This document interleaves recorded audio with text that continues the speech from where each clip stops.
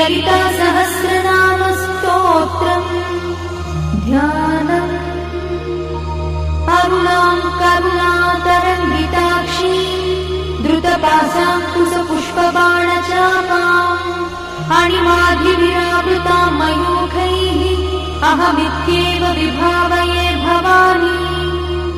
ध्यायेत् पद्मासनस्थां विकसितवदनां पद्मपत्रायताक्षी हेमाभां पीतवस्त्रां करकलितलसद्देव पद्माम्बराङ्गी सर्वालङ्कारयुक्तां सततमभयदां भक्तनम्रां भवानी।